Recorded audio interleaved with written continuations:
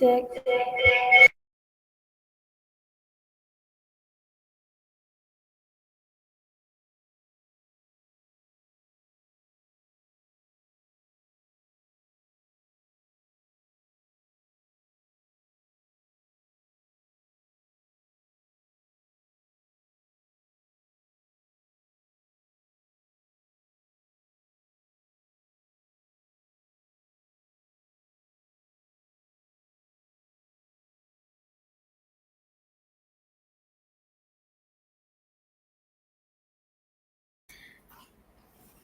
Baik, mohon maaf atas waktu lama menunggunya buat teman-teman.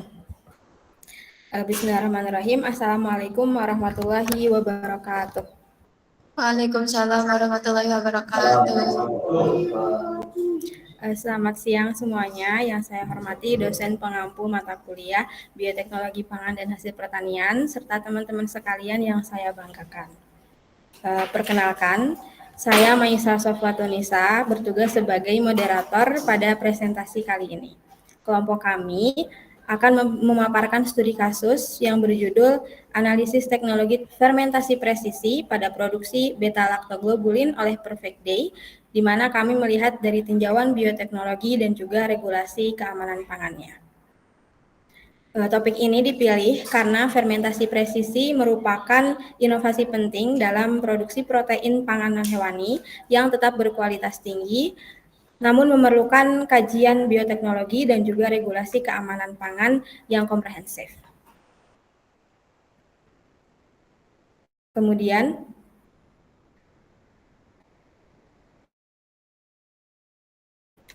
izinkan saya untuk memperkenalkan anggota kelompok kami. Yang pertama ada Muhammad Abi Maulana dengan NPM 235021004. Kemudian ada Maisa Sofatunisa dengan NPM 235021006. Kemudian ada Sehan Rabani Syukur dengan NPM 235021008. Kemudian ada Rifdah Nuzul Ramadona dengan NPM 235021010. Kemudian ada Lili Amelia dengan NPM 235021012. Kemudian ada Duri Fitriatunisa dengan NPM 235021013. Dan yang terakhir ada Muhammad Cahya Gumilang dengan NPM 235021015. Mungkin susunan dari presentasi kali ini adalah yang pertama ada pemaparan materi dari teman-teman, kemudian yang kedua ada sesi diskusi atau tanya jawab, dan yang terakhir ada sesi penutup. Memasuki sesi pertama, sesi pematerian, kepada pemateri saya persilahkan.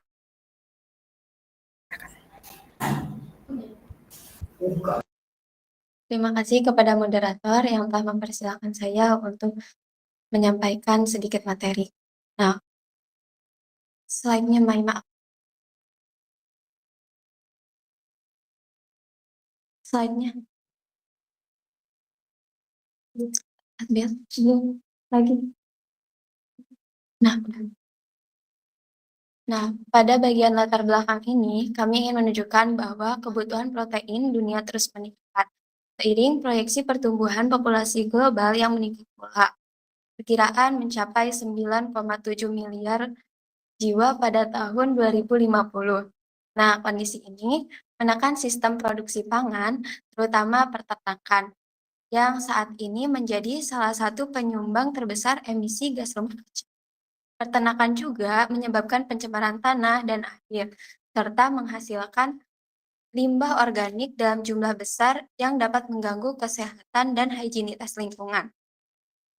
Selain isu lingkungan, muncul juga kesadaran konsumen terhadap kesehatan, keamanan pangan, dan isu etika kesejahteraan hewan. Hal ini mendorong pencarian sumber protein alternatif yang lebih aman, berkelanjutan, dan tidak bergantung pada hewan ternak. Salah satu solusi yang berkembang pesat adalah fermentasi presisi, yaitu teknologi ini menggunakan mikroorganisme yang direkayasa genetika sebagai pabrik sel untuk memproduksi komponen pangan bernilai tinggi, termasuk protein susu seperti beta-lactoglobulin. Hasilnya dapat identik dengan protein hewani, namun proses produksinya lebih efisien, lebih bersih, dan lebih ramah lingkungan. Dengan kata lain, fermentasi presisi menawarkan cara baru untuk menghasilkan protein susu tanpa melibatkan sapi, sehingga mampu mengurangi emisi, penggunaan lahan, limbah peternakan, dan berbagai risiko kesehatan. Inilah alasan mengapa teknologi ini menjadi relevan untuk dikaji sebagai bagian dari transformasi sistem pangan masa depan.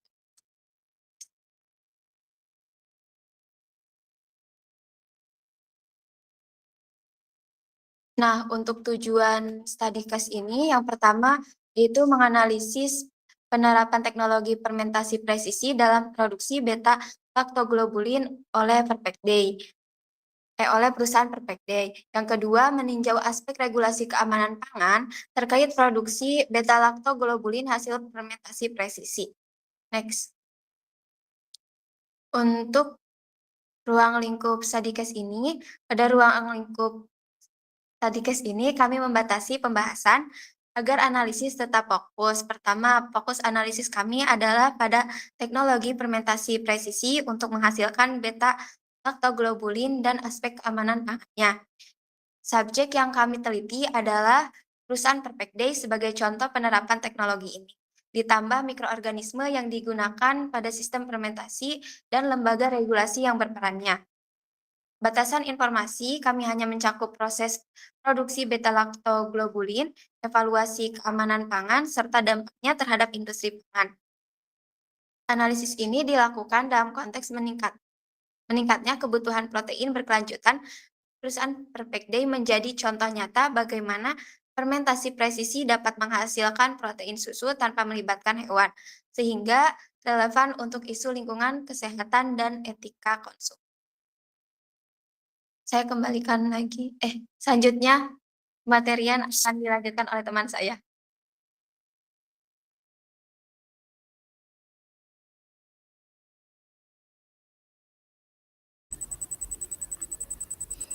Pada slide ini kami menjelaskan relevansi mengapa fermentasi presisi khususnya yang dilakukan Perfect Day menjadi sangat penting dalam konteks sistem pangan modern dalam bidang bioteknologi pangan.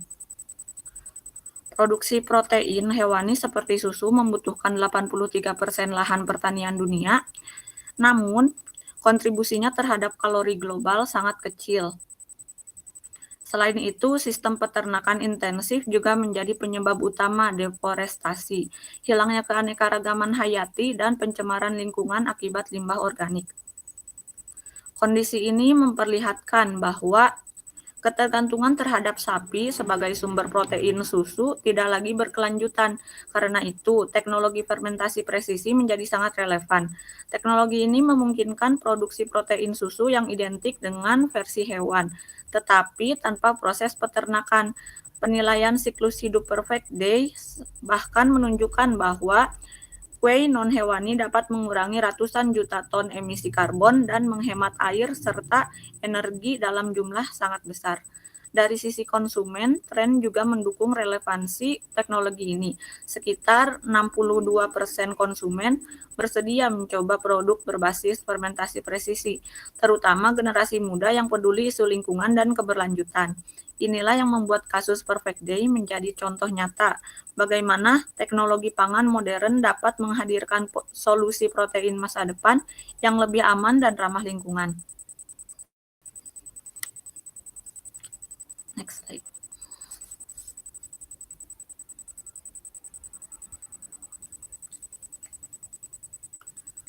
Pada slide ini terlihat proses fermentasi presisi yang digunakan Perfect Day untuk menghasilkan beta-lactoglobulin.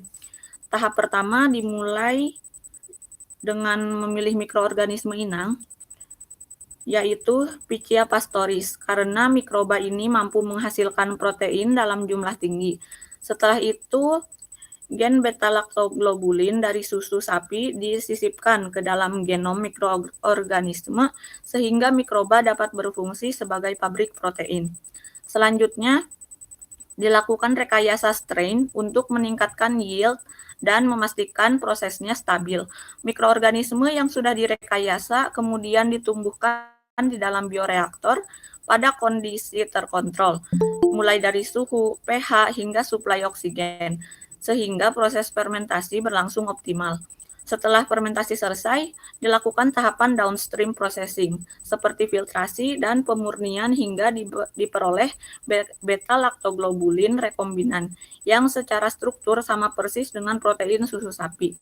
Gambar di layar menggambarkan seluruh alur mulai dari modifikasi genetik, fermentasi, hingga pemurnian produk akhir.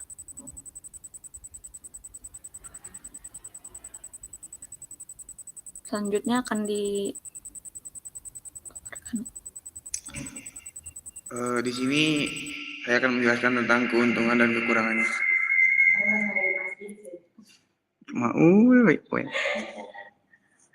Keuntungan yang pertama yaitu dampak lingkungan yang jauh lebih rendah, yang kedua produksi protein yang lebih konsisten dan terkontrol, yang ketiga bebas dari kontaminan peternakan, yang keempat teknologi lebih etis dan bebas hewan, yang terakhir fleksibilitas rekayasa dan formulasi. Nah, untuk kekurangannya yaitu yang pertama biaya produksi yang masih tinggi, yang kedua sangat bergantung pada organisme hasil rekayasa genetika, yang ketiga tantangan dalam proses scale up, yang keempat penerimaan sensorik belum merata, dan yang terakhir ketidakpastian regulasi jangka panjang.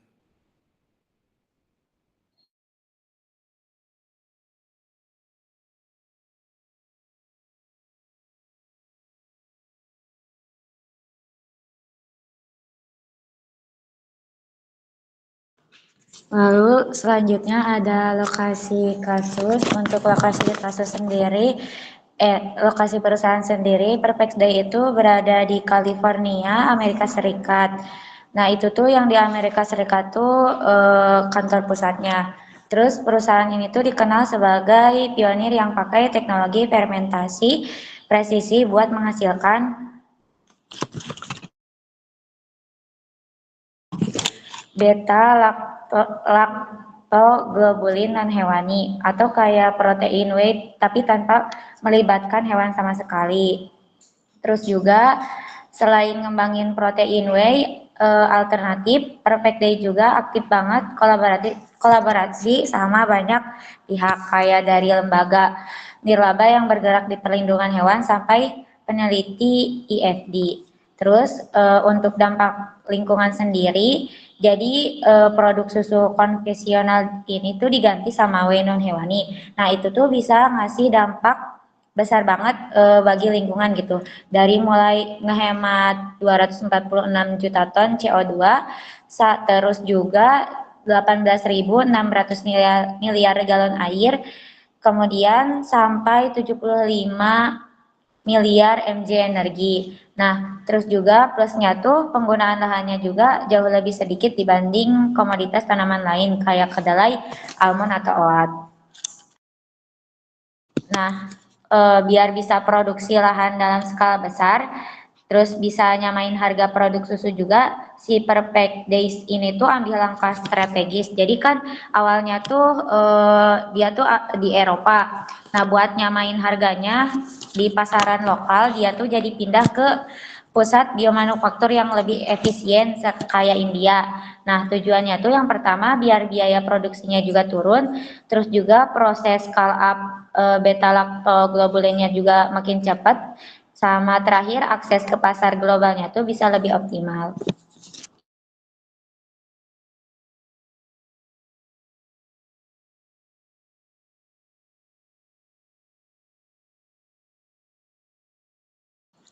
Kemudian ada juga solusi. Nah, solusi yang pertama tuh optimalisasi teknologi fermentasi dan efisiensi produksi. Nah, caranya tuh bisa lewat modifikasi genetik lanjutan pada mikroorganisme. Nah, ngoptimasi media nutrisinya tuh sama ngatur parameter fermentasinya kayak pH, suhu, aerasi sama kecepatan agitasi biar lebih pas gitu. Terus juga untuk kedua, penguatan strategi scale up dan infrastruktur biomanufaktur. Nah, itu tuh caranya tuh dengan bangun fasilitas fermentasi yang kapasitasnya tuh besar. Nah, si Perfect Days tuh pakai sistem produksi berkelanjutan. Terus integrasi teknologi downstreamnya tuh lebih hemat energi dan biaya. Terus dengan langkah ini proses dari level lab ke produksi itu jadi komersial sama bisa berjalan lebih stabil. Kemudian yang ketiga, penyelarasan regulasi dan standarisasi keamanan pangan. Nah, untuk ini tuh biar produk fermentasi presisi bisa diterima secara global, jadi negara sama lembaga pengawas tuh kayak punya aturan yang sejalan gitu, terutama soal keamanan GMO, uji toksikologis, penilaian alergenitas dan pedoman pelabelan yang jelas. Nah, kalau misalkan standarnya tuh seragam sama transparan, proses perizinan tuh jadi kayak lebih gampang sama terpercaya gitu sama si konsumennya. Lalu yang keempat, edukasi dan transparansi untuk meningkatkan kepercayaan konsumen. Nah, jadi orang tuh kayak dikasih tahu gitu dengan bahasa yang mudah dipahami tentang gimana prosesnya, aman atau enggaknya, sama apa aja gitu manfaat si produknya. Nah, kalau misalkan dibantu sama kampanye juga kayak bisa juga kita tuh kayak dibantu sama kampanye, soalnya biar enak dilihat sama label produknya tuh jelas gitu. Terus otomatis si kepercayaan konsumen juga naik, sama produknya juga bisa lebih cepat diterima di pasaran. Kemudian yang kelima, kolaborasi multi sektoral untuk mempercepat inovasi. Nah, jadi si Perfect Days itu nanti kayak kolaborasi dari mulai kampus, industri, pemerintah sampai lembaga regulasi. Nah, dengan kerja bareng kayak gini tuh, inovasi ini tuh kayak bisa cepat eh, pendanaan risetnya tuh kayak lebih mudah, sama aturan yang ngedukungnya juga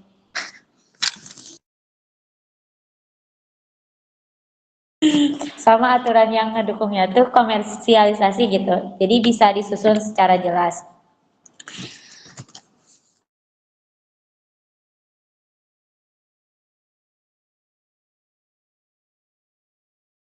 Saya kembalikan lagi ke moderator.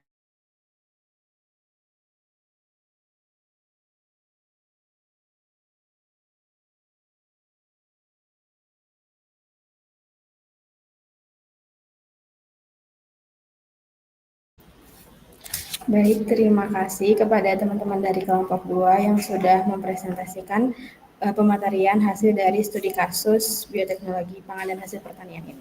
Mungkin masuk ke sesi selanjutnya, yaitu sesi diskusi. Dipersilahkan untuk teman-teman yang ingin bertanya terkait hasil studi kasus kami. Dipersilahkan.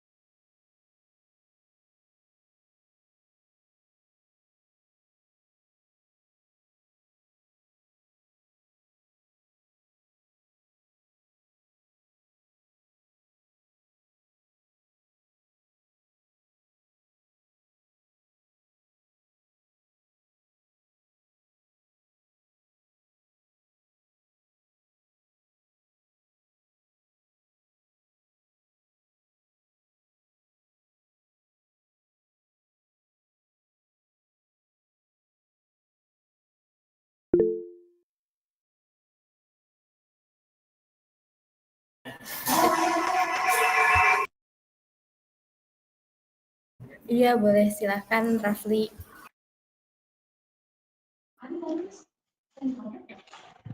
Boleh lihat slide yang kekurangan sama kelebihan. Iya, boleh. Sebentar ya.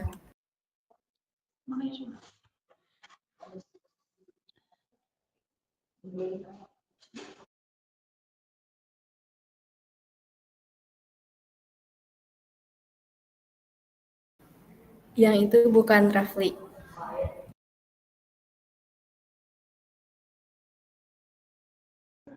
Iya, betul. Izin bertanya, pada poin di kekurangan ada poin penerimaan sensorik yang belum merata. Itu tuh maksudnya tuh gimana? Boleh minta tolong dijelaskan. Oke, baik. Terima kasih Rafli atas pertanyaannya. Mungkin pertanyaan satu lagi, apakah ada yang ingin bertanya kembali?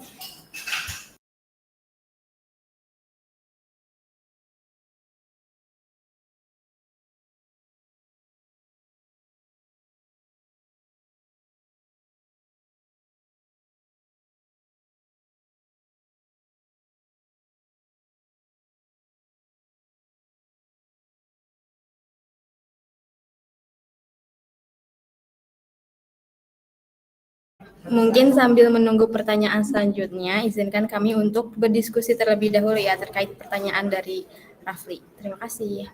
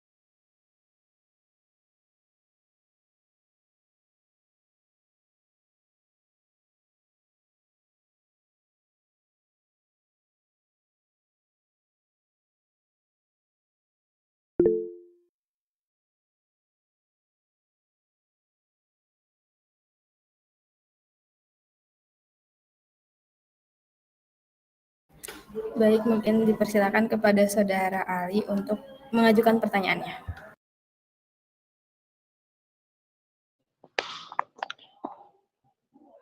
Perkenalkan, nama saya Ali Rizky dari kelompok 3. Ingin nanya tadi soal sama kayak Rafli, kenapa untuk keuntungan memasukkan poin lebih etis dan bebas hewan?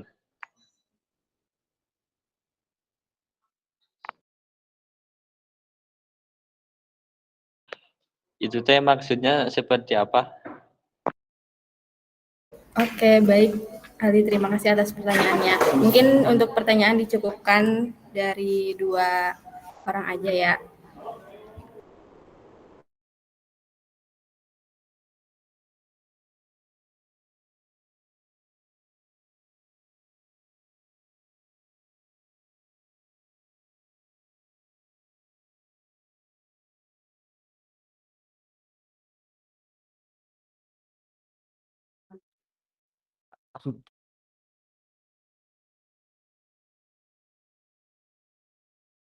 Capcut geura. Suara. Sebelumnya, izin menjawab pertanyaan Muhammad Rafli tentang kenapa di kekurangan ada poin penerimaan sensorik yang belum merata. Nah, penerimaan sensorik B beta-lactoglobin non-hewani belum merata karena proses fermentasi presisi tersebut dapat meningkatkan jejak metabolik atau komponen mikroba yang halus, serta menghasilkan interaksi protein yang sedikit berbeda ketika dicampurkan dalam produk pangan. Dan perbedaan kecil ini dapat mengaruhi aroma, rasa, atau tekstur sehingga tidak sepenuhnya menyerupai karakter produk susu konvensional dan membuat sebagai konsumen merasa ketidaksamaan meskipun struktur proteinnya setara. Mungkin segitu. Apakah terjawab, Muhammad Rapli?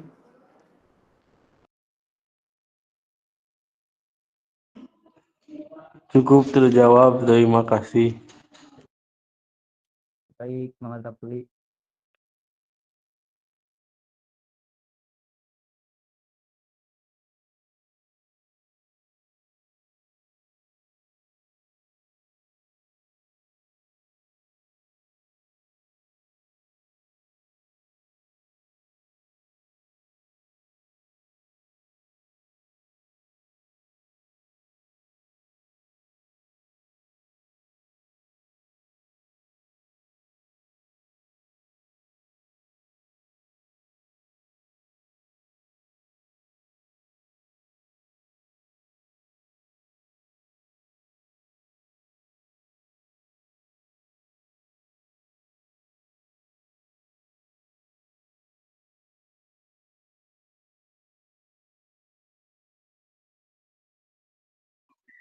Baik, saya akan menjawab pertanyaan Ali Rizky. Untuk pertanyaannya, kenapa untuk keuntungan memasukkan poin lebih etis dan bebas hewan? Maksudnya itu gimana? Jadi produk beta-lactoglobulin non-hewani dari fermentasi presisi dianggap lebih etis dan bebas hewan karena proses produksinya tidak melibatkan pemeliharaan sapi maupun pengambilan susu secara langsung.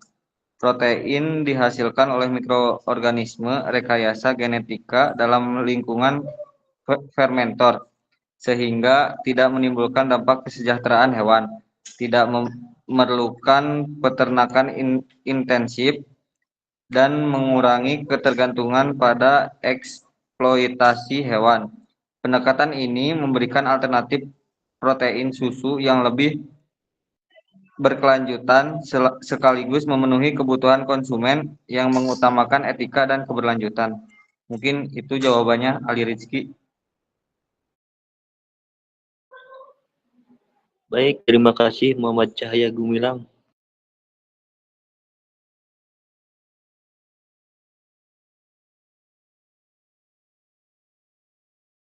Baik, terima kasih kepada dua penanya tadi. Mungkin sudah jelas juga ya jawabannya. Dan sekarang sebelum sesi penutup, izinkan saya untuk menyampaikan kesimpulan dari presentasi pada siang hari ini. Jadi untuk kesimpulannya adalah fermentasi presisi oleh perusahaan Perfect Day mampu menghasilkan beta-lactoglobulin non-hewani yang setara dengan protein susu konvensional, serta menawarkan solusi atas isu lingkungan dan juga keberlanjutannya. Kemudian teknologi rekayasa mikroorganisme memastikan produksi yang aman dan konsisten, sementara untuk regulasi menuntut standar yang selaras dan edukasi publik. Dengan potensi besar sebagai sumber protein masa depan, fermentasi presisi dapat menjadi pilar pangan berkelanjutan bila didukung proses optimal dan kolaborasi multisektoral. Ini untuk referensi di studi kasus kami. Sekian, terima kasih. Mohon maaf apabila ada kesalahan. Waalaikumsalam warahmatullahi